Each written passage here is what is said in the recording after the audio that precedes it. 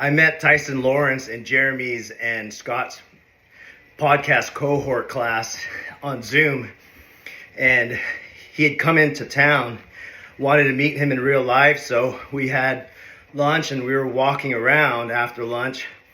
In all places, it was Beverly Hills, so it was a good time to talk about our success and, our failures and our struggles in the freight industry. He told me a story that I just can't get out of my mind. And I knew it, that he would be one of the humans that I had to have on the show to talk about this crazy story that just left me thinking, wow. So here we go. Let's go. Hey, Tyson, how you doing? Yo, what's up, Tristan? I appreciate you having me on, man. This is an honor. Awesome, man. Thank you so much for coming on this show. So let's get right to it, man. You've been in this industry for a long time, 20 plus years, sold your company to Global Trans in 2021. That's a success in its own. Most companies, that's the goal, is to sell. And right.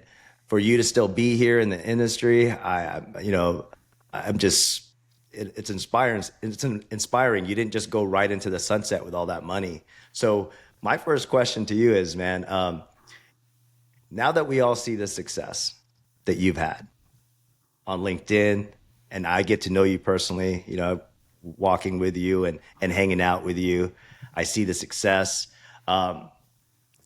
What do people not understand about this road that you had to take to get to this success that we all see today? Wow. Well, yeah, I mean, that's kind of the challenge right now in today's society, right? They just got you, we see what's on LinkedIn and what you're trying to inspire people with, but that's just the tippy top, probably like 2% of my 20-year career. A lot of it's been grinding, a lot of it's been up and down. It's been trying to find the right path, trying to make the right decisions, trying to come back from disappointment. So it's a grind. And, my favorite thing is the overnight success stuff, where people joke about, like, they only see it once you make it and they don't see what what you were going through. And it's kind of my case in some respects where, for, a large portion of my career, I toiled in anonymity in this industry, right? My friends and family had no idea what I really did. They knew I went bankrupt. I told them that I wore that stuff, but, they were kind of like, what is he doing? And then to come out on top, it was kind of, it was a good feeling, but it was definitely a ride. It wasn't just something that happened overnight. Yeah, I mean, this industry is tough. And, having that grit on your background is something that all of us 20 plus year veterans have to have in our toolbox. You bet. Tell me more about why you picked, of all the English words, you picked grit. Yeah, no, well, it's a 4-letter word that I can say without getting in trouble. That's for one. What are the other 4-letter words? I'm just I love them. I like to speak French, but yeah, it's kind of it's where I came from, man. I grew up in Eastern Washington, a town called the Tri-Cities, Kennewick, Washington, more particular, and just we're real resilient. Family, friends, environment, a lot of people were hardworking, blue collar with some white collar, mixed in.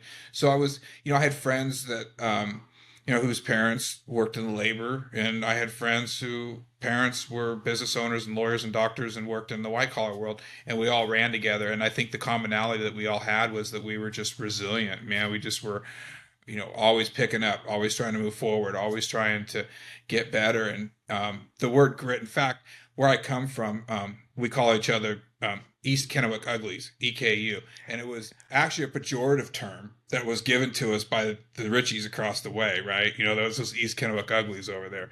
And we harnessed it, and it's kind of become who we are. And, I've been living in the Bay Area for 20-something years, but I'm always going to be a Kennewick boy, and I'm going to have that grit and that resilience, and, just trying to apply it every day and trying to, get better, and understand and own your mistakes, learn from your failures, and just keep getting back up. And that was just kind of the environment. That was the crucible that I was born in.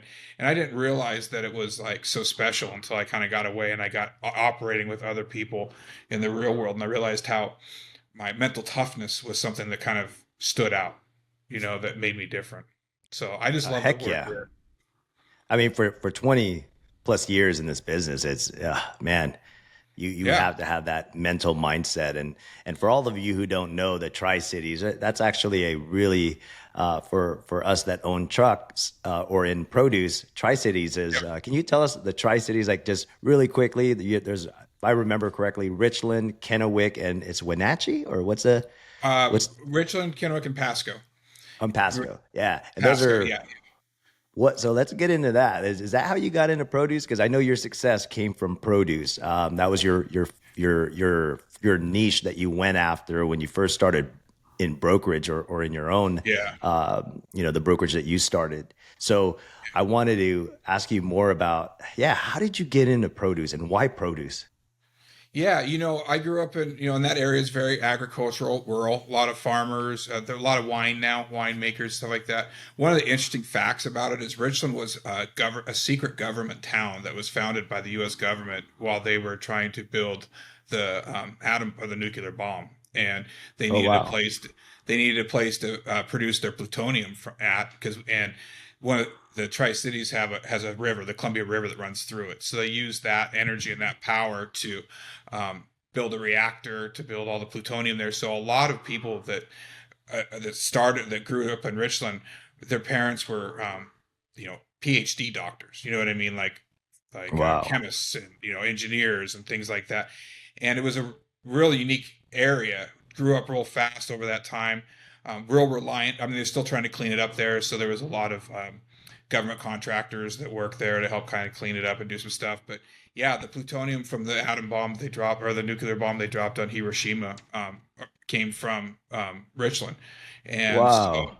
yeah. In fact, the high school they're called the Richland Bombers, which is crazy in today's world, and it's an R with a mushroom cloud, and What?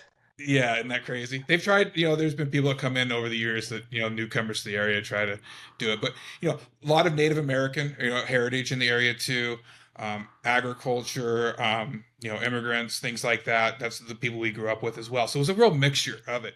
But agriculture was definitely in it. So it was something that I was used to, something that language I spoke. My originates back to Wenatchee, Washington, which is a big apple growing region, cherry Yep. growing region. So, when I moved to the Bay Area and down and I got into produce and I started heading down to Monterey and Salinas and then being out in the valley with, from, Fresno all the way, Bakersfield to Modesto, that's very similar to the area I grew up in, the type of people and, just really, it's interesting to me. I didn't realize how important it is. Part of living on the West Coast and being from the West Coast, which I'm really proud of, is how much we have out here, or how fertile our land is, and how much we produce for the rest of the country. So it was just kind of a natural, area in which I felt comfortable. Wow. I mean, so in 2001, when you were at CH Robinson, are those the only accounts that you called on? Just getting familiar? Because for some of that, I just remember hitting the phones, right? Just like, Yeah. you remember Thomas Net? Oh yeah, absolutely. Yeah, the Blue Book. And Yeah. No one knows if we say Thomas Net today, they're like, wait, what? what I mean, is we didn't that? even have a TMS Yeah. in 2004. Right. But yeah, I was just wondering like, how did you get a hold of this? How did you get a hold of your first produce shipper? Were you pounding the phones, or were you out and about walking, looking for accounts? Since you knew the industry so well on the produce side, tell me more about how did you go about going after those types of accounts? So it was a transition, right? So when I was at CH, I was working in dry freight, enterprise accounts. Mm, Unilever Best Foods was the first account that I was kind of given. It was the largest account. They got me on it. I took it on.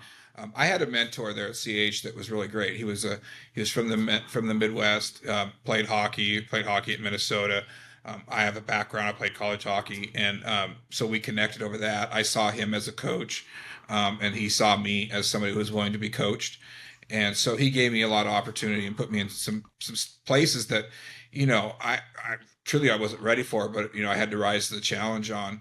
But it gave me a lot of opportunity to understand how enterprise accounts work at a large level. Some of my first meetings were in boardrooms at Unilever out in Chicago, in the Chicago area.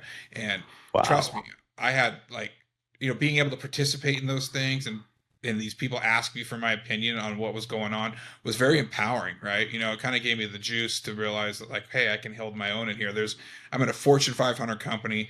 I'm 23 years old. I don't know shit about this business, but these people think I do, right? In relativity, right? Like, I mean, I knew what I was talking about in regards to that, but I was only 2 or 3 years into the game. So when I left that, I had the ability to work in an enterprise environment and have those discussions. Meanwhile, work with truckers, work with people that dock workers, farm workers, things like that. So I was real multifaceted in that way. I could wear two different hats. And so when I left CH and went to go work for a company at, while I was at CH, I was always asking questions around me, because I was in the dry freight, but across the way would be the produce guys. Over there would be the LTL guys. Over there would be the intermodal guys. And, I was friends with them all, and we were all bullshitting and having beers afterwards. And so I was just naturally curious about what they did differently during the day than I did. And one of the ones was produce. Produce was more, those guys were running, with their hair on fire. There was just a whole lot more excitement than dry freight. So I was like, man, that's where I want to be, right? And so when I left CH Robinson, and some of my guys I knew in the produce division left CH Robinson as well, and went down to Monterey to do a restructuring of a produce transportation company down there. And so that was where I really got it into produce. We had a budding relationship with Safeway at that time, and running their produce along the I-5. I made my career on the I-5 from San Diego to Washington. It's a unique lane in our industry. There's a very seasonality.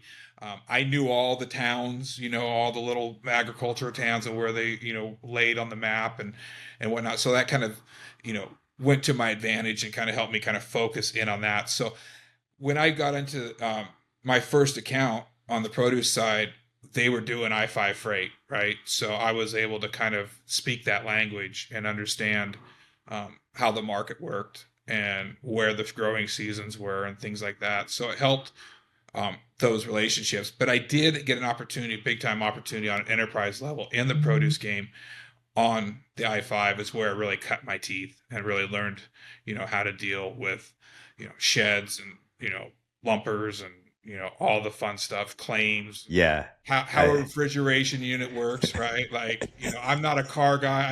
I can't change my own oil, but I can tell you how a reefer unit works. Absolutely. No, it's, I'm going to remember Safeway, because we're going to go back to that. Because remember our when I first met you in real life, by the way, remember we were walking in Beverly Hills and you dropped that Safeway story. I'm going to save that for in a little bit, but I'm going to deep dive again. When you were 23 years old, going to Chicago, visiting an enterprise account. From what I know today, where everyone started in carrier, you're a carrier rep. I didn't even know that was a thing back then, because you remember we did everything, right? We did it all. Yeah. Cradle to grave. Hat we wore. Yeah. We wore one hat. And today, I just feel like that's a way better way to understand the business, by having the full 360 versus just one aspect, because it just sucks today, right? Everyone thinks the left hand's not talking to the right hand. They're not really understanding what the customer wants, because, that's the that's the account for, that's the rep for the account. That's account manager or whatever the name is for it today. Right. But when you started, at CH Robinson, that's a great training for your mentor to go and say, hey, we're going to Unilever. Yeah. Right. That's a room that's insanely experienced. Right. How is that someone like yourself coming from the Tri-Cities, right? And being in a room, Chicago of all places, which is Hollywood of trucking, right? Chattanooga, Chicago, Dallas, LA, those are all Hollywoods of trucking. How did you think you could even belong in that room? That's a great question. I guess I was naive at the point where I was full of, confidence and whatnot, that I just, I'm here. And I find myself in that situation now a lot. I'm like I said, I'm still a kid from East Kennewick in my mind. And sometimes when I'm sitting in these environments, it hits me like, you're really like you're doing some cool things here and you're balling. And I hate to say that, but I mean, like, you're really like you're competing and you're working with people in a high level. And so to get it kind of that allure, that veil kind of broken early on in my career of it being intimidating, and be able to see that these people are just like us, they're just further advanced in their career, and you can actually bring something to the table. It was empowering. And I really, I owe a big debt of gratitude to my Jim Wilharm, who was my manager there at CH Robinson, for putting me in that position. And I think it goes back to our athletic backgrounds, and that, you got to be ready for your shot. And when you get called and ready for your opportunity, you just got to step in. And, the word is fake it till you make it, which I don't like that. I think it's just, you kind of come in with the confidence and belief, and you just, whatever happens, you learn from it, whether it's positive or negative. And that was just kind of the approach I took to it, was like, hey, this is an opportunity for me to really be in a room with a bunch of people who one day I hope to be like, right? And how do I just, add to the conversation, but also not detract from it and just absorb That's of what's awesome. going on. So yeah, it was a really important step in just kind of demystifying that whole boardroom experience of like, wow, this is just, this is where the stuff gets done, right? And to just even be a fly on the wall would be great, but to actually participate, it gave me the confidence to realize like, hey, I'm in the game, right? And now I just got to get better. I'm a rookie, I'm still early on in my career, but sometimes it's just like you wake up and you realize that, here you are. Let's make the most of it. Do you still talk to Jim today? We haven't talked. I think he's retired now, but I did Oh have the wow. opportunity to thank him. So what was crazy was years later, I was going to see an egg farm or an egg producer out in Sioux Falls, South Dakota, actually Flandreau, South Dakota. Talk about in the middle of nowhere. Um, and I had to fly into Minnesota and then drive out there. And I was in Minnesota for one night, and so I reached out to him and I said, "Hey Jim, I'm in town for one night. I'd just love to take you to dinner and catch you up and thank you." And the crazy part was is we met at the hotel and had dinner at the same place I had my C.H. Robinson orientation back in the day. They used to bring you out to Minnesota and they put you up at this one hotel and do everything. And so it was kind of like one of those full circle events, and it's really important to me to be able to thank and show gratitude towards my coaches and my mentors. I try not to leave anything unsaid with people I love and enjoy. I lost my father when I was 17, so it was kind of like one of those deals where I promised I would never leave things unsaid to people I respect, and so for me to be able at that point to just say thank you and hey, I'm here, I'm alive, and I'm doing well, I'm thriving, was something I was hoping he could take and know that he did well in the industry and putting somebody good out there. So yeah, I would like to catch up with him again. There's some people that are around during that time that I do kind of connect with on occasion, and they're super encouraging and always say nice things about how I've turned out. No, dude, that is such an awesome story because I mean, talk about surrendering to life, and I mean, I call that the flow of life. I Yeah. got it from the book called Surrender Experiment by Michael Singer, and Hmm. that wasn't the vibes that you put out in this world, man, has not there is a reason why you stayed at that Minnesota hotel to bring you back from your from 20 years ago, going, Right. wow, this is it's that I think the world is your karma, man. Like Yeah. going back to that, and it's insane because you've had such an amazing career, and to come back and thank people for their role in that success, man. Right. I mean, that's why we get along so well. I mean, I'm sure Right. you and I could walk into boardrooms now with white t-shirts. So, um, My you think favorite you thing. could? Yeah, yeah. I know, but white t-shirts are such great uniforms, right? Right. And then it's hoodies during this. Well, we're Yeah, California guys too, right? So it's like it's hoodies till about 10, 11 yeah. o'clock, and then it's t-shirts till about 6 p.m. And then we put the hoodie back on. And that's kind Y- of the, what we do. my professional attire now is wearing a crew neck sweater and then the hoodies for the after party, right? And everyone goes, dude, you know why Tristan's from California? Because he wears a hat indoor. And I'm like, you know what? Maybe we're going bald. Right. We've been in this industry for too long. No, but like that boardroom, it's. Yeah, Did you wear a suit and tie, by the way? I did. I did. Yes. Okay. And I think there might be some pictures around. No, you're right. And that's part of it, right? Like, you play the game and you got in that, and you're part of the establishment, you got to wear their uniform, right? Yeah. And then when you kind of start to do your own thing, you start to kind of, be able to call some of those shots and, be more, and it's the type of people I work with now too. And, I'm not in the enterprise world anymore. I understand, and respect that game. It's just not where I choose to participate anymore. So being in some of these smaller, medium-sized businesses, I don't want to be too formal. I don't want to be too relaxed, but at the same time, I think they respect, and I respect them more than what they're wearing. Yeah. Were they actually that scary in the boardrooms? I mean, you could tell. I mean, I've been in boardrooms and I could tell you it's not what everyone thinks it is. Yeah, no, but it was wild though. Like Unilever was like, you think and Unilever is one of the like all-encompassing companies. They own everything, right? Yeah. Like anything you can think of. And you walk in and it was, this was, 2002, 2003. So I mean, it was still pretty, like old school, you know, um, higher ups a way of operating type of deal. CH Robinson was $1 billion company at that point too, and I was business casual every day to work. Um, but it's just the boardroom is it's all we're all people, we're all humans, right? Yeah. And nobody's any bit better than anybody else. And I think when I was able to really see, I mean, I was raised that way. My father taught me that when I was a young age, like you're no better than anyone and nobody's any better than you.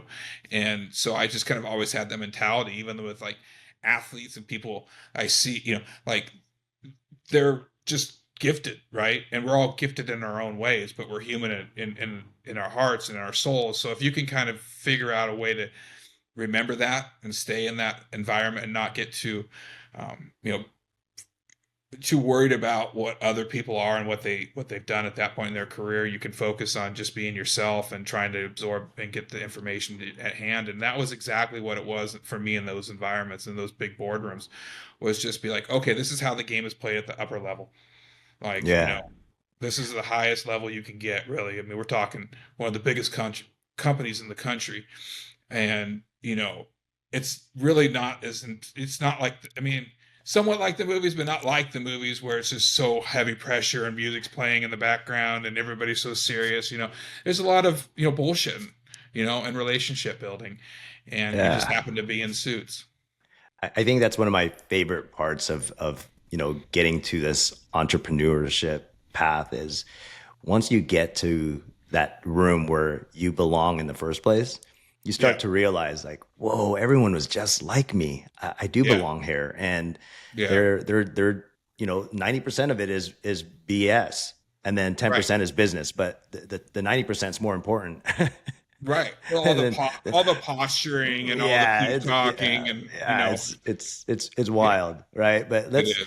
I love what you said earlier about you today. You do not even think about going after enterprise, and I'm going to get to our our walk when Yeah. I met you online through a friend, Jeremy Thone, and Hmm. we took that podcast together, and we're here now. What is it? June? I think we took it in Yeah. September. So it took us a while to get this thing started.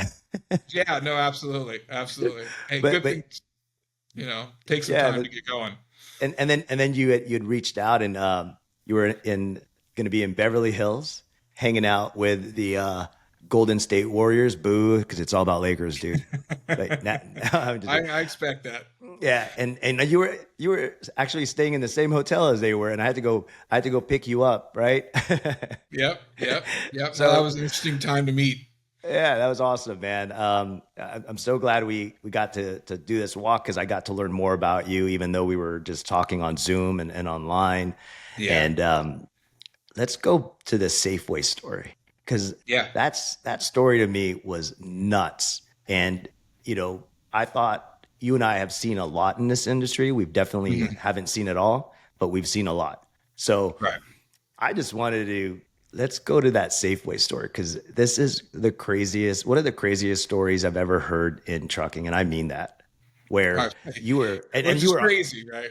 yeah, and you're 100% honest with me about it, like every little thing. Yeah. And I just wanted to, you know, tell the viewers that this is a crazy story about what it really takes to do what enterprise accounts want you to do.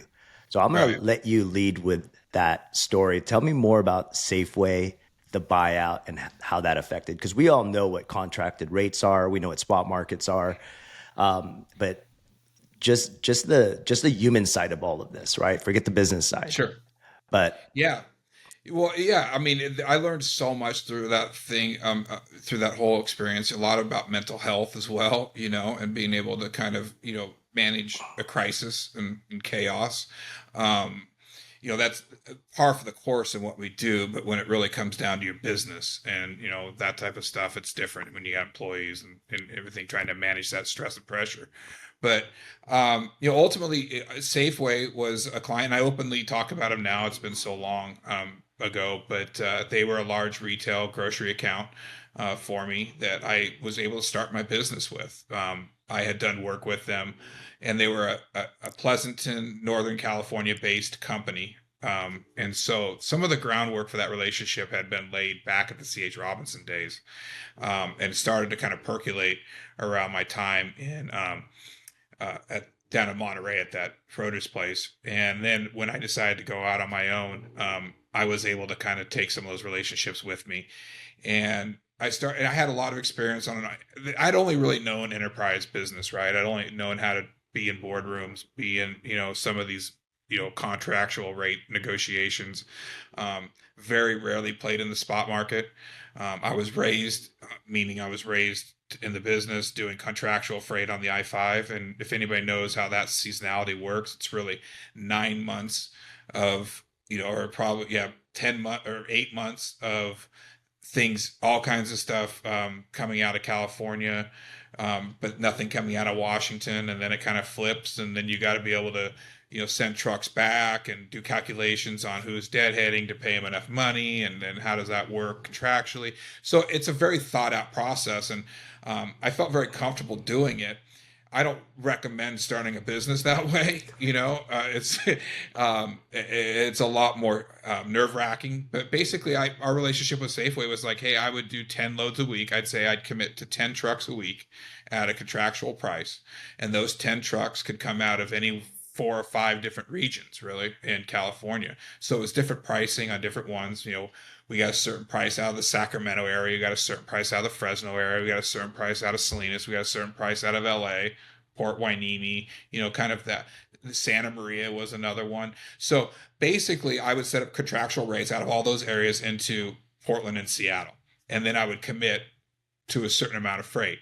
And that freight I had to take during the summertime when I was losing money on it at that rate. So I would lose sometimes 4 or 5 thousand, $10,000 a day. You know, we would have weeks where we would lose $30,000, $40,000. And we would do that for 3 or 4 months. But we also knew during the 8 months when there wasn't a lot of freight coming out of California, we had that guaranteed freight, and we were able to, you know, our carriers were able to stay busy during that time, and we'd make up our business, you know, or make up our profits or our losses during that time. So it was a flow. It was not, I was looking at it from a 12-year perspective and not in the spot market transactional perspective. So, you know, which as we makes grew sense. yeah, That I makes mean, sense, right? From a right, business standpoint. But I mean, I wanted to right, go more into the losing the money part for 4 months, right? sure. Um, Yeah. that's hard for every business. I mean, since you know that business model so well, you're Hmm. banking on a perfect customer that's going to Right, make sure that you're going to get paid for the next 8 months, right? Because right, of course, there's no variables that can happen. Like what else can happen, right? In this right, perfect right. Of world, right? course. Let's Right, let's lose money, and right. then we'll make our money up. So, was it how long did that last? And because they got bought out, Safeway got bought out by Yeah. Albertsons, right? Right. So So, it lasted about 10 years, whoa, 12 years of doing that. So yeah, like it was it legit. Like works. it worked, right? Yeah. And I was able to build a business off it. Like I said, at the beginning, I don't recommend it. It's a very hard way to, start a business.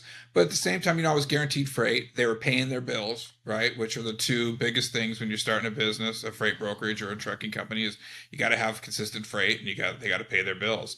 And so it went along great for a long time. And then about I was starting to find some frustrations under I was chafing under their control. They're about 85% of my business at that point. Ooh. And we were doing different things inside the organization. We weren't just doing produce. Produce probably represented 60% of that.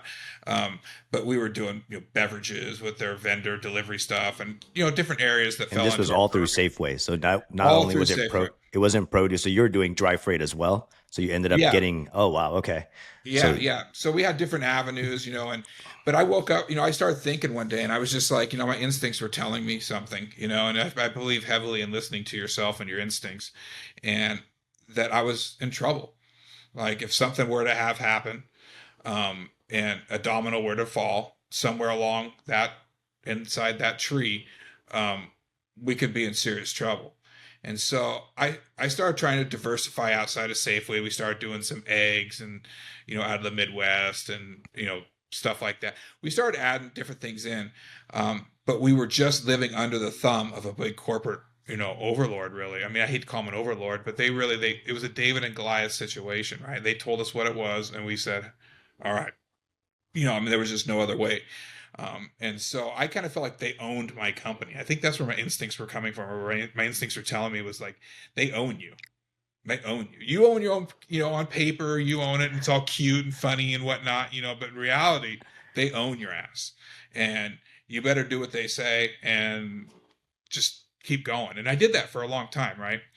And then along came private equity, and I learned how private equity works. And private equity group bought Albertsons, and then they came, which was a client of ours, which we also worked with Albertsons as well. They weren't as big, obviously, but they were in the game. And they bought Albertsons, then they came and they bought Safeway. And the way private equity really works is they don't give a shit about emotion. They don't give a shit about relationships. They don't give a shit about any of that stuff. It's just about the dollar total and the bottom line.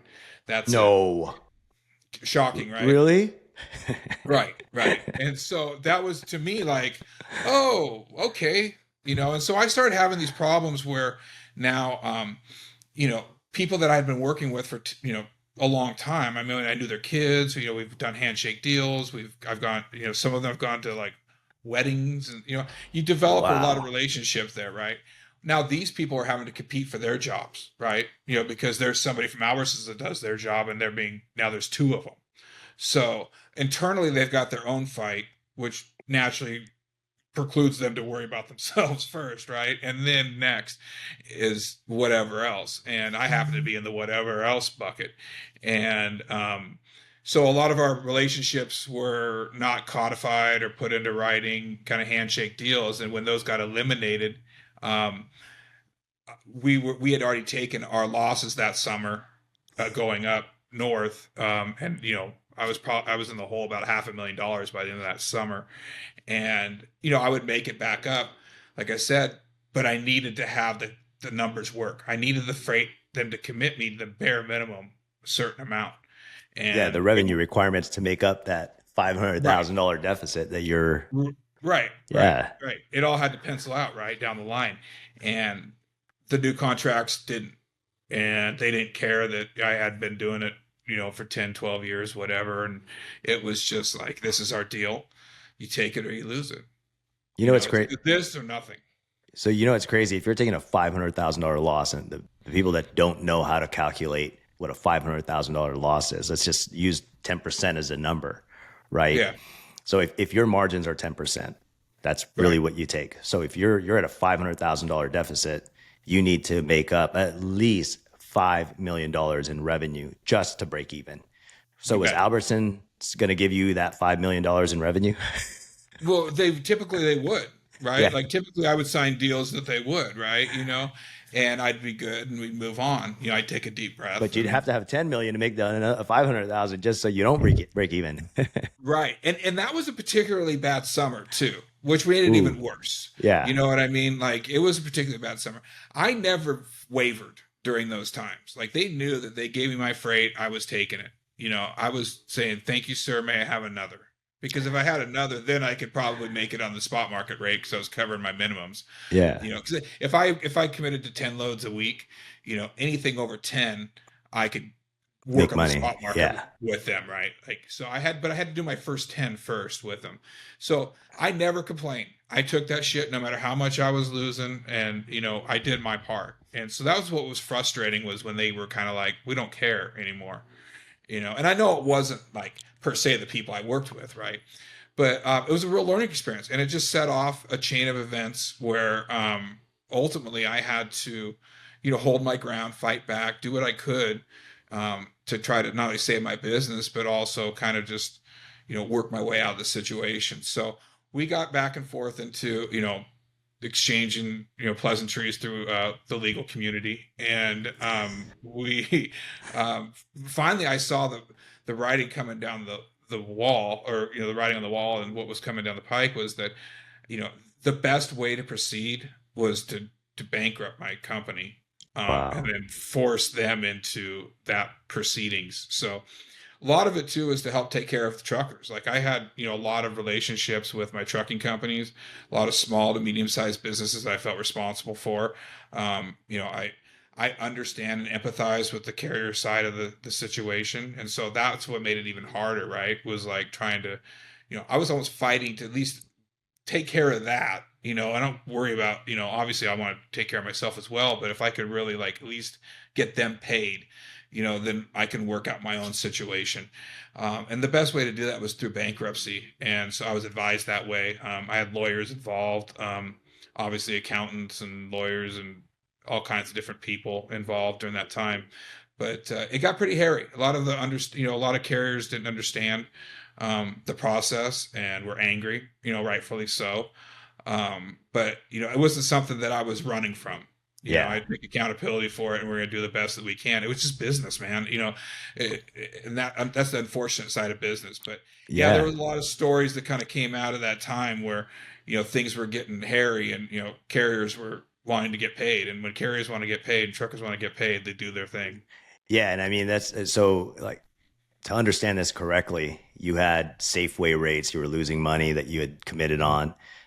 Albertsons buys them out with a private equity, doesn't honor those rates, and now you're even more going to be more down the the deficit hole that you were banking on the future for future loads to make sure you get out of it. And so that sounds like a lot of what happens in our industry that no one really talks about, right? Like, let's go on a deficit, and we're going to, everything's going to be perfect. Don't worry. Private equity is not going to get involved. Banks aren't going to get involved. Lawyers aren't going to get involved. And that's COVID's not going to happen. Yeah, COVID's not going to happen. Something, so it's insane that, because this does affect a lot of, the new guys that don't understand this, right? They think this is the way we do business. And, and you're talking about the collateral damage, which is the carriers not getting paid, and where that's horrible, right? Because you can't expect a guy that has, I mean, from owning assets now, I go, wow, I thought guys knew what they were doing. It's actually really scary that a lot of carriers don't know what they're doing. It's just like us, right? We don't know COVID's going to happen. We don't know private equity is going to come in and destroy the business model that's worked for 10 years. Right. And so that type of event leads to some craziness that you had mentioned to me, where carriers didn't get paid. They have every right to be pissed off. We can't expect them to understand. Right. But one of what is the worst thing that a carrier had to do to get paid on that money that they wanted, or at least while there was a process, and that process is a long time. Bankruptcy doesn't you can't just snap your fingers and say, all right, guys, we have a plan. Right. So, and I think that was the frustration with a lot of them. Yeah, and then you had a $75,000 bond, so that wasn't even enough to cover the 500,000 that you were in the hole, or whatever that amount would have been. Well, and even that, a lot of people don't know this, but that $75,000 doesn't cover produce freight. Oh wow, thank you for telling us that. Yeah, I didn't. You know That's what I mean? That's not. It's a what is it? I can't remember what it is now off the top of my head, but it doesn't cover produce freight. okay. So carriers, you're my friends. So if you are not, if you're Yeah, hauling, if you're hauling produce, you're not going to be covered within that 75,000. So through a broker. Yeah, no, through a broker, absolutely. that's insane. And I didn't even know that. I see. I just learned something new today. yeah, and Uh, so and that was part of the reason why I had to take the route I was taking was I kind of was like, okay, the money's there. I mean, the money was there with a large company, and I was yeah, like, you're not going to get the blood from me. You're going to have to get the blood from them, And so I was from trying to Safeway, funnel right? it, yeah, from Safeway, right? Wow. Because there was some, obligations they have if we go a certain route. So yeah, so I mean, but trying to explain that to them and have them understand that not only we're going to have to go a different way to find your money, it's going to take a lot longer. It impacts the carrier so much more, even if they do get paid, a year later. Yes. It doesn't mean that it didn't impact them at that time. So I just at my mind, I was trying to do the best. I had to make the best decisions for everybody at that moment, and if it meant like you being 100% paid, then I was going to take that route, and we were going to look towards that way. So, yeah, I mean, at that point, it was just kind of like, how do you minimize the damage and the collateral damage, right? Yeah. And try to direct it towards the deeper pockets, right? And that's kind of that was my approach, right? Was just try to like engage in a battle and not just fold up, walk away, and never to be heard from again. I couldn't do that, right? And so yeah, we got into it, and there was a lot of different things. Carriers started showing up at our office daily. Oof. Any gun And threats those. or any Oh, like death threats? sure, yeah, there were. I was Wow. getting those. And look, I can handle myself, so I wasn't really too concerned about a lot of that stuff. I knew it was just probably keyboard warriors that were upset, and so I didn't put much stock into it. I think there was a, a swelling concern around me. My employees didn't like it. They didn't like having guys show up angry to the office. Yeah. My billing girl certainly didn't like it. Yeah. Um, because she was the one that had to talk to a lot of them. My wife actually was in the office helping out. Because we were in a all hands on deck type of situation. So I didn't like that. I didn't like having this negative energy being drawn towards my employees and my and the people that work for and my wife and my family, just because we were doing what the best that we could do, right? Yeah. Like we were just trying to work our way through it, and because it really started as a cash crunch, right? So Yeah. there was a lead up to it. It wasn't just like automatically one day I mean I did, but ultimately there was a lead up to it because we were dealing in a net negative cash flow of roughly $500,000, right? So some people were getting paid. It was just taking longer than others. And then, I find a lot of the people around me, my advisors, were getting concerned about the level of threats and just the animosity. And when I got an email, an anonymous email, and it was a picture of my wife pulling out of our driveway in our van, in our SUV with my young girls in it, and it didn't have to say anything. It told me enough, right? Like I've been around. I know what that meant. So that when I brought that up at one of our meetings, that's where things kind of snapped into place, and they hired my attorneys, and I think at that point I don't know if we had or if we had engaged with the courts yet, but basically they hired around the clock private security for me and my staff, mainly for me, followed me to and from work, armed security. Um, didn't stop. I would get threats still. They managed them. And that was the other part too about it was like I was so trying to stay focused on what was I was trying to get out of this situation that trying to have to worry about your safety and your family's safety was just an added burden that was a distraction away from what I was trying to do. And so bringing some of that security in allowed me to put that away, and I didn't need to worry about it, and I could really focus on, what I was doing at the time. And It was nerve wracking. It was, it was interesting to, once we got into the bankruptcy courts, and that's a federal thing. So the U.S. Marshals got involved at that point.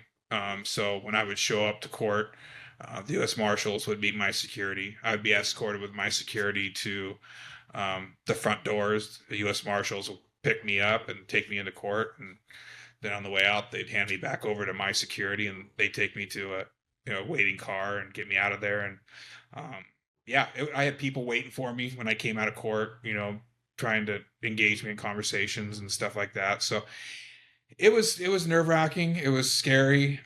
But like I said, I've been around. I just kind of tried to stay focused on what was going on, and know that I was trying to do the best that I could.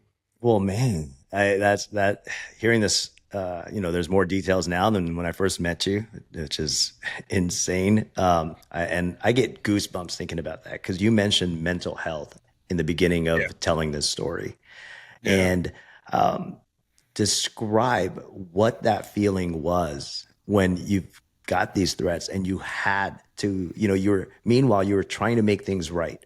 And of course, the carriers aren't going to understand that, right? They're not on Google, or we didn't have Chat GPT back then saying, what is the process when someone, you know what I mean? Like, and a lot of them are immigrants, they don't understand how absolutely. Things work here. Yeah. Right. And it's just insane to have security and around the clock.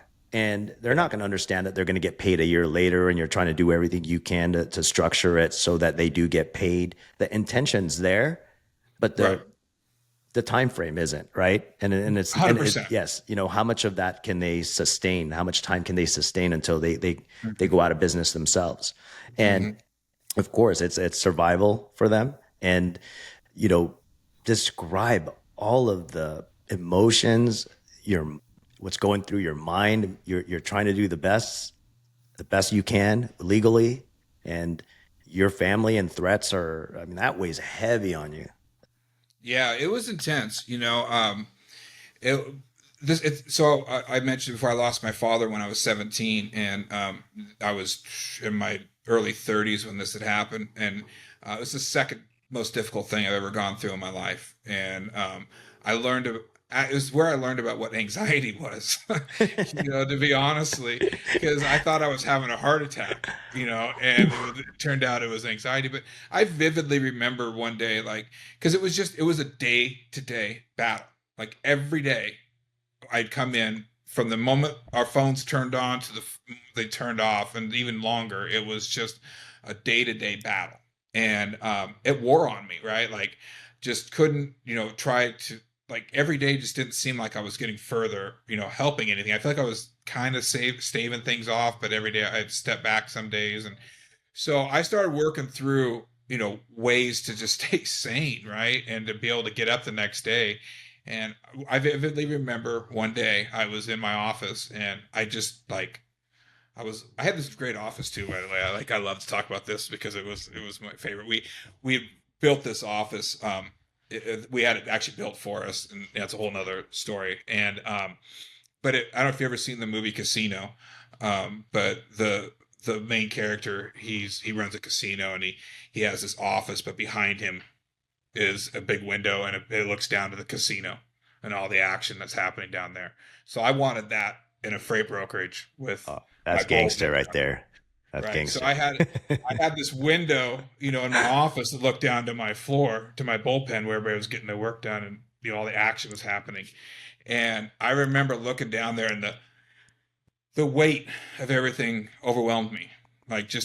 I saw people who worked for me, and I saw their families, and I saw them, it just started, it all kind of started hitting me. And I remember I had to lay down on the floor of my office, and they couldn't see me, obviously, but I was laying there just I couldn't breathe. I thought I was dying. I thought I was having a heart attack. I didn't know which way to go. I didn't know what to do. I couldn't get out of it. Right. I just was stuck. So, I sought help, and I'd always been in therapy. I'm a big proponent of therapy. Like I said, losing your father early on, especially he died by suicide. So it was something that, mental health plays a big factor in my life and what I do. And at that point, I needed more help than I thought I needed. And so I reached out. I got to, double down the therapy, actually medications, things like that, just to keep me in the ballgame. That was just to keep me in the ballgame, right? So I could operate and get through this stuff. And so it was tough, and personally, I was dealing with our own financial issues, right? You're dealing with the business, but personally, it affects you as well. And Oh, I had young daughters at the time. I think they were 3 and 5. They had no clue what was going on, right? But you know, it was also that weight on my shoulders too. It was like, as a provider and for your employees and for your family, it could feel like a sense of failure. Like, what the fuck did I get everybody into? What did I get myself into? And so instead of beating myself up, I just found ways to reprocess those thoughts and try to make them more positive, as I move forward. And, that's hard to do. It's not easy, but it's just really, if you kind of start rewiring your brain one thing at a time, and talk about it with other people, and don't sit in it and wallow in it, and um, let it consume you, then you're able to kind of start taking those steps out of it. So yeah, that day, I actually went to the doctor. That I went right to my doctor, who was treating me for other stuff at the time. I had some physical ailments, my neck and my shoulder, and I just said, "Dude, I think I'm dying." And wow. he's like, "No, this is called an anxiety attack." And I was like, "Oh shit," because I've had this to a certain level my whole life.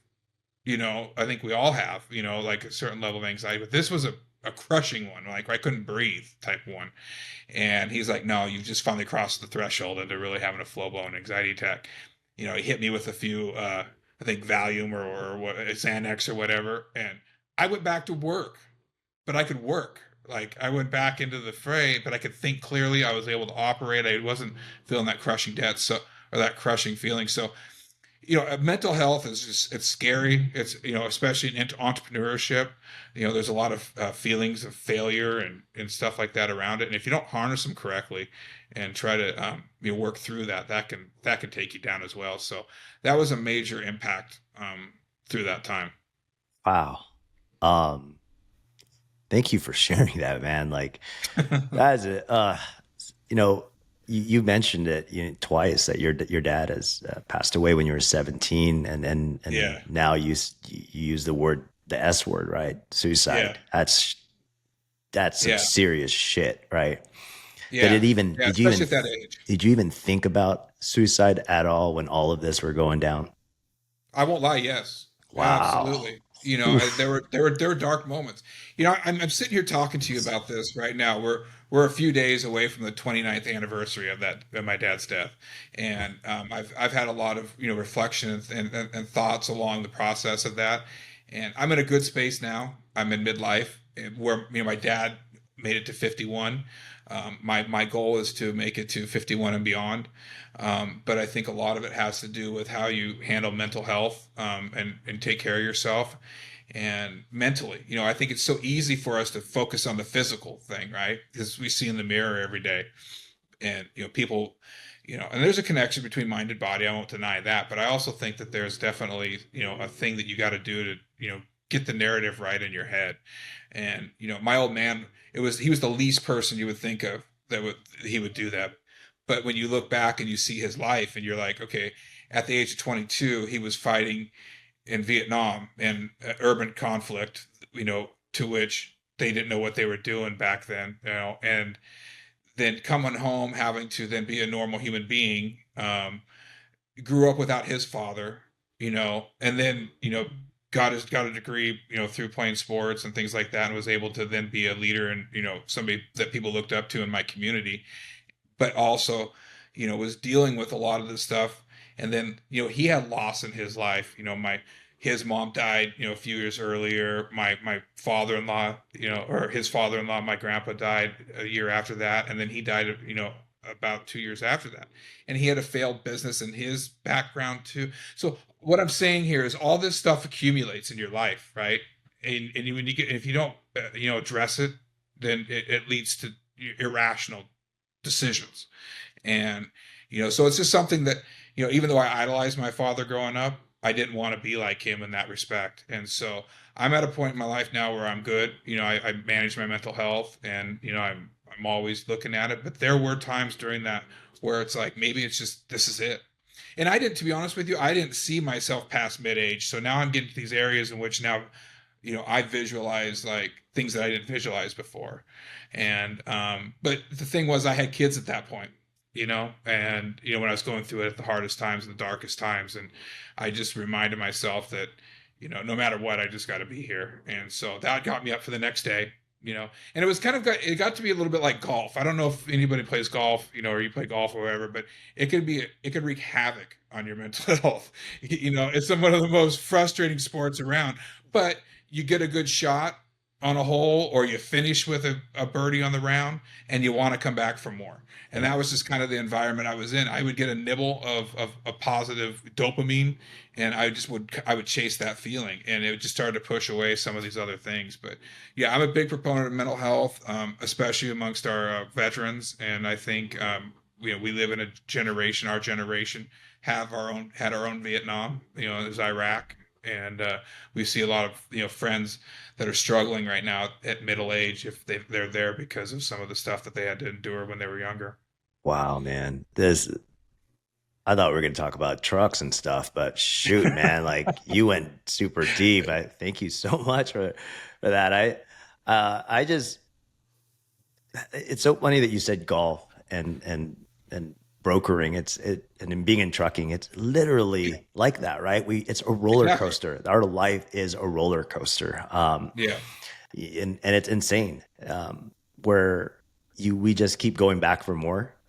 Whether that's maybe the success we're after, or maybe the failure and how to come back to it, but man, wow. I think it's grit. I think it's grit. I mean, it's one of those things, to circle back to where we started from, it's a resilience factor, and I know your story as well is coming from one in which, you've had to make your own way.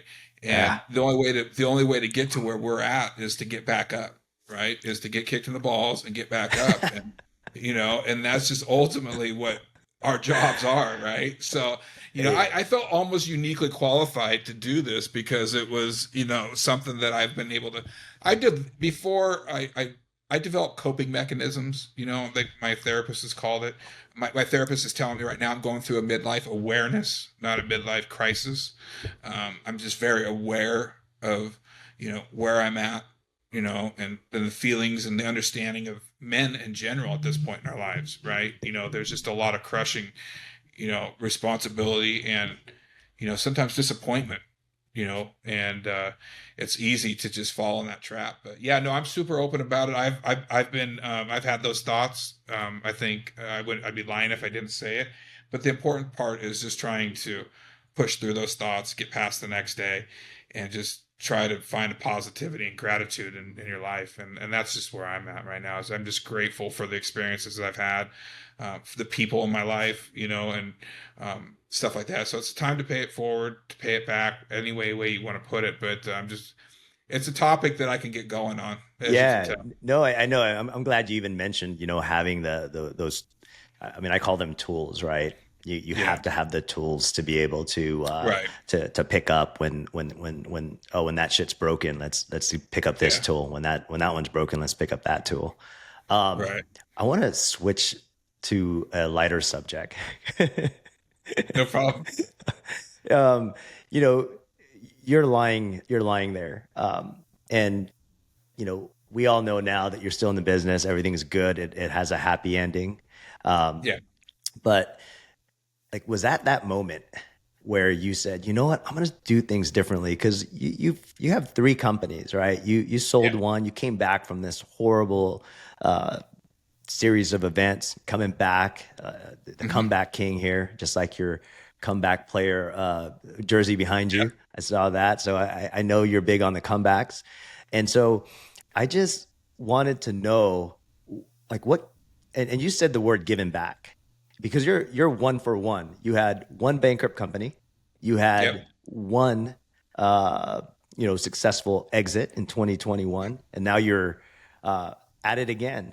And I'm sure that has to do a lot with giving back, because I think you could ride into the sunset with some bags of money, but you're still hanging around.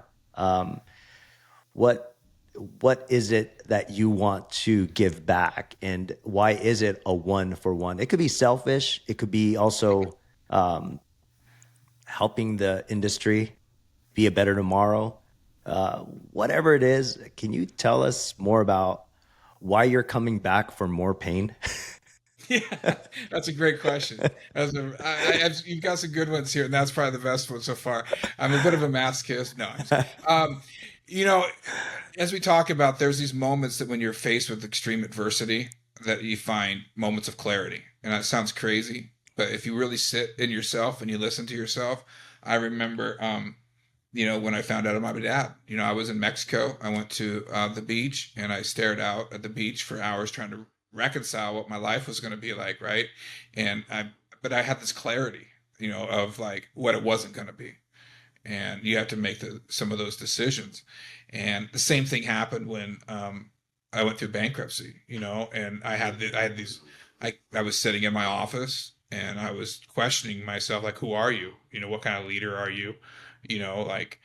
What part of this and how much of this are you owning, and are you gonna get better at? And it was just these moment of clarity of like who you're gonna be again. Like, okay, are you gonna ride off into the sunset and quit and work corporate and just never approach the entrepreneurial thing again, or are you just gonna shoulder the loss, own it, and get better and take a different approach, to it? And that's what I did the second one, where I just really got more, strategic about it and was like, okay, who do I want my customers to be? What were the best parts about working with the people I was working with before, or whatnot? And so we focused on small to medium-sized businesses the second time around at Tactic, and Tactic Logistics Group was my comeback company. It was an agency for global trans, and we just really leaned into. I during that time and that moment of clarity, I realized also that one of my strengths was something that I had always viewed as a weakness. And during that time, Steve Jobs had just died, and I live in the Bay Area, and I was going through this process of like, maybe I wasn't hard enough on my guys. Look at Steve Jobs, like he's being lionized right now. His legacy is about how he drove people to, in his company to great heights through being an extracting boss, but that wasn't me. And I was watching other people do that around me, and being a dick was not my forte, right? And I didn't respond well to that type of leadership, nor did I want to portray that type of leadership. So I had to get real honest with myself and be like, okay, who are you then? And what is that?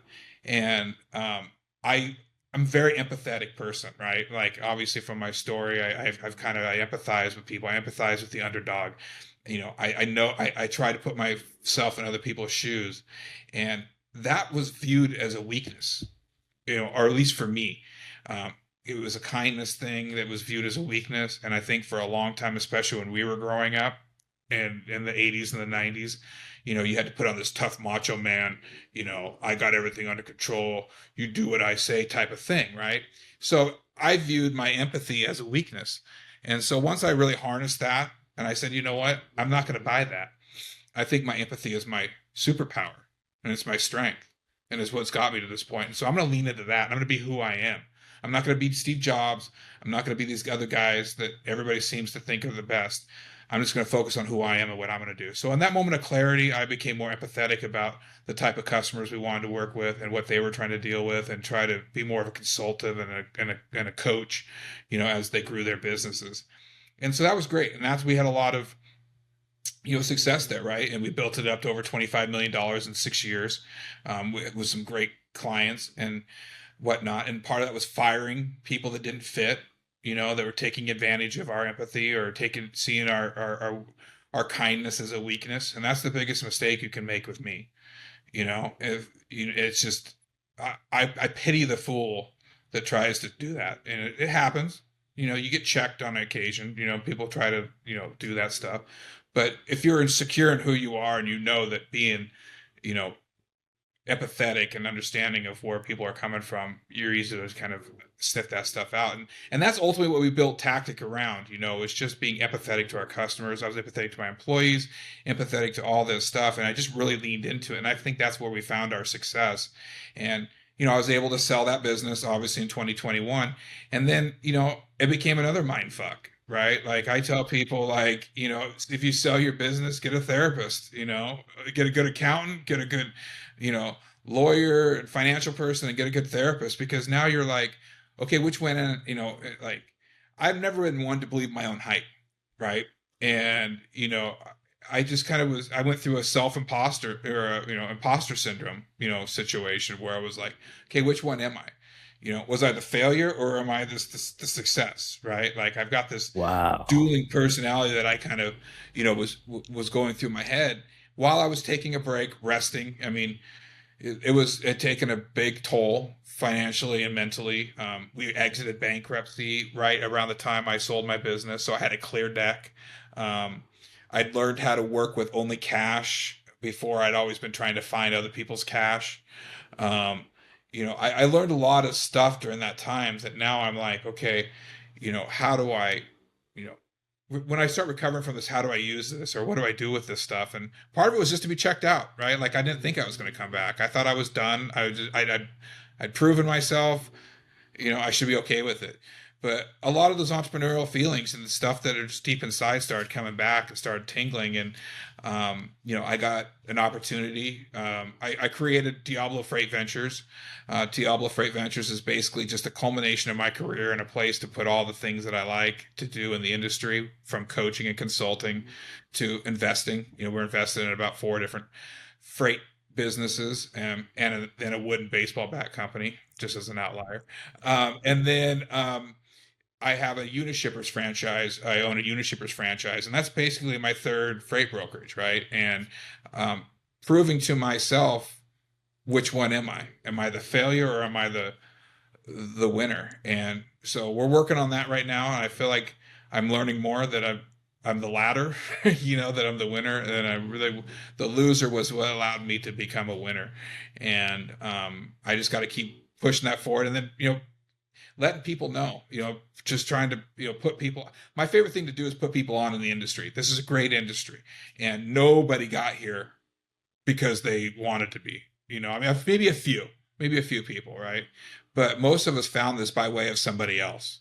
Somebody else put us on.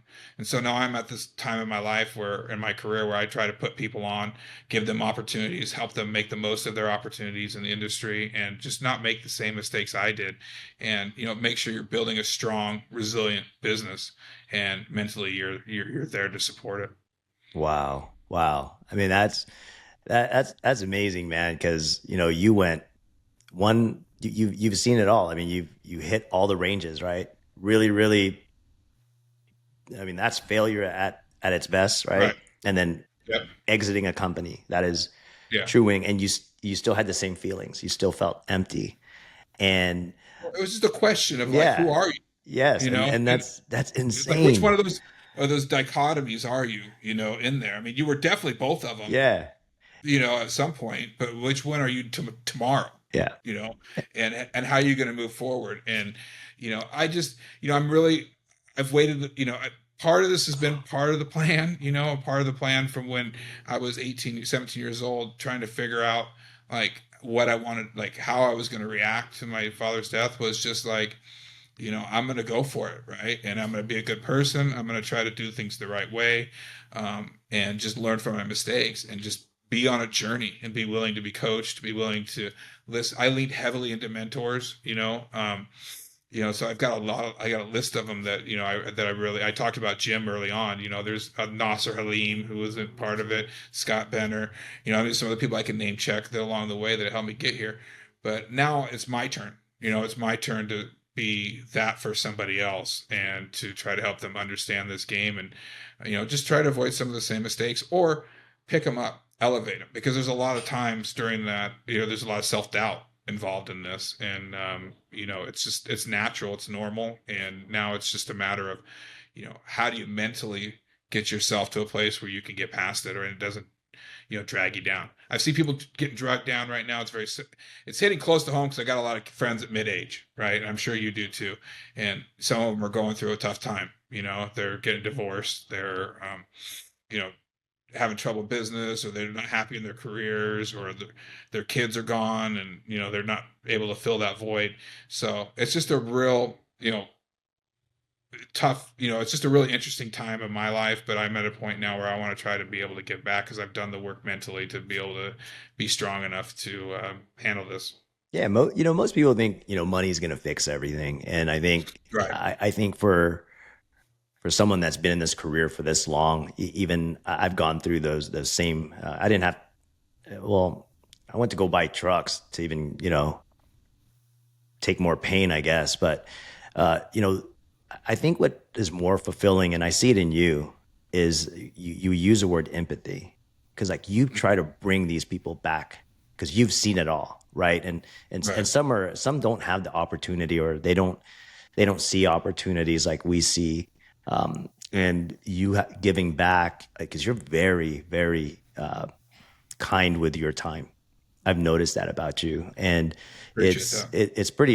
it's pretty awesome. And you're very kind with the money that you made. You're investing in 4 companies now, and even a batting company. And I know that batting company is your friend, Yeah, right? yeah, Like, absolutely. And it, he's it like, yeah, and with he's is somebody who I see the same thing in, right? yeah, Like, who, he's from my hometown. He's, my sister's age, so he was kind of like he always wanted to hang out with me and my friend. He was younger, right? And we'd get out of here, yeah, you're an annoying guy. But now I see him as an adult. I see him as a father. I see him as a leader. I see him as a business owner, and I understand the struggle. And at the heart of it, business is business, but it's also at the heart of it is people believing in you.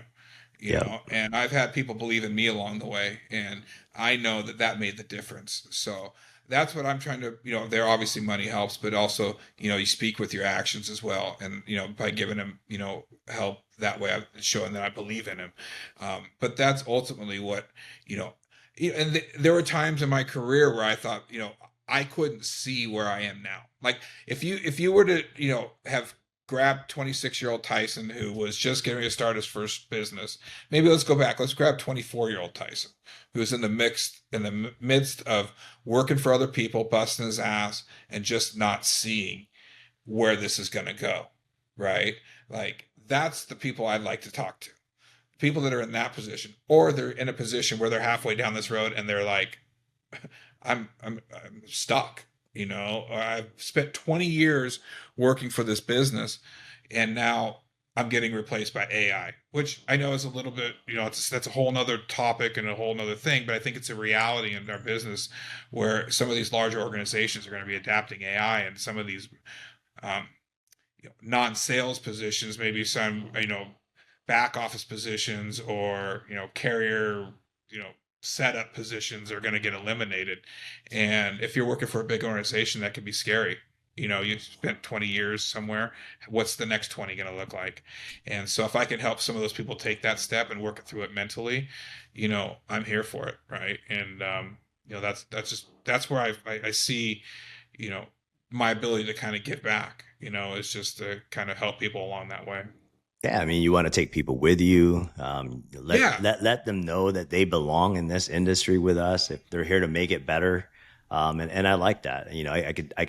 I could see it with your actions and what you're doing today, and having, Opportunity. yeah. Everybody gave us opportunities, right? Oh, heck yeah. There was always, and so now to be like, wow, I get to change somebody's life by giving them the opportunity. That's all we can do, Yep. right? Ultimately, at the end of the day, is give people opportunities. What they make of those opportunities are up to them, Yep. and that's all you can ask for in life, is just like, you know, have opportunities and then make the most of them. We all have them. Sometimes we don't recognize them, right? And I didn't recognize them for a long time. But when you open your eyes to them, it's great. And so, yeah, to be able to get that back, that's my favorite thing right now. Is I'm getting to the point now in my career where there's people have come and gone in my freight career that are working for other companies, that are starting their own companies.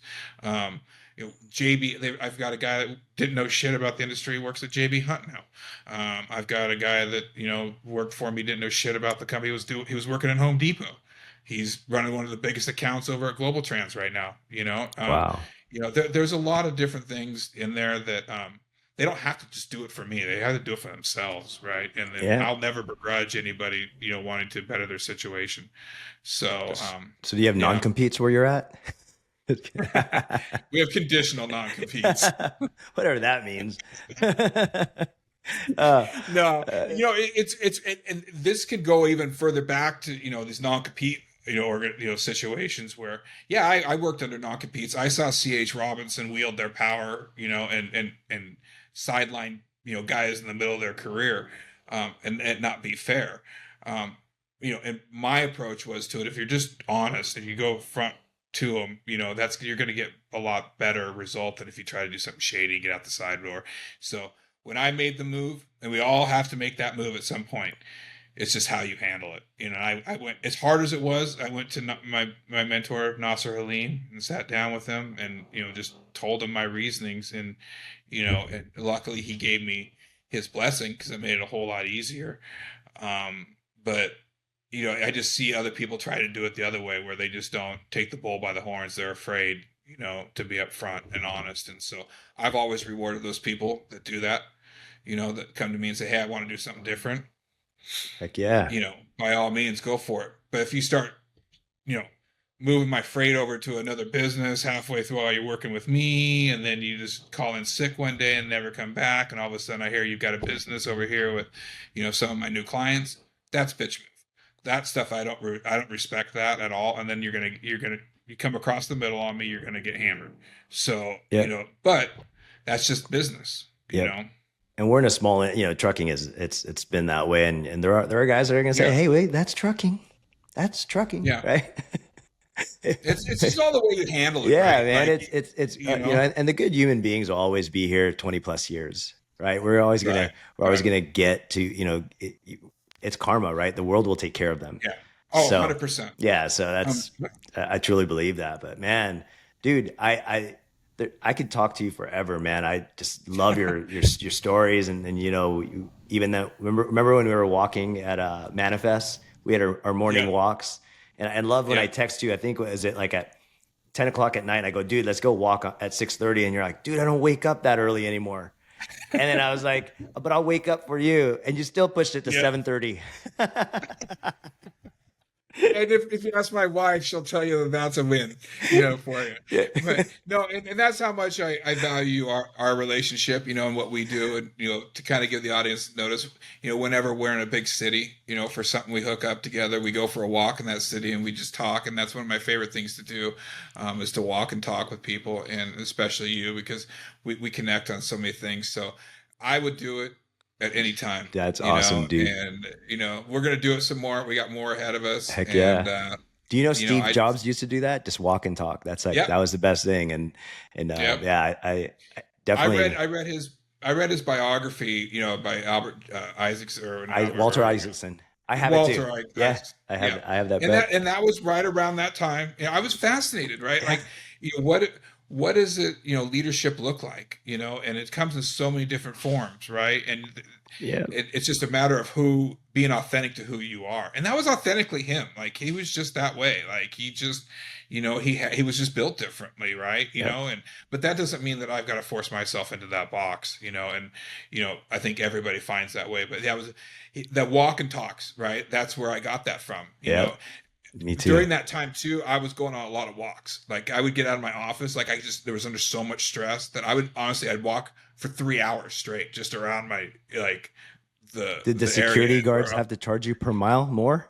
Well, at first they were like, what the hell is this guy doing? And then they realized what was going on, and I would just kind of wave them. But it would just be a way to clear my mind and get, level with somebody, and so a lot of my big talks, even with my kids, we walk and talk. So it's awesome. It's a privilege to be able to do it with you. I'm happy that you enjoyed as much as I do. Yeah, man.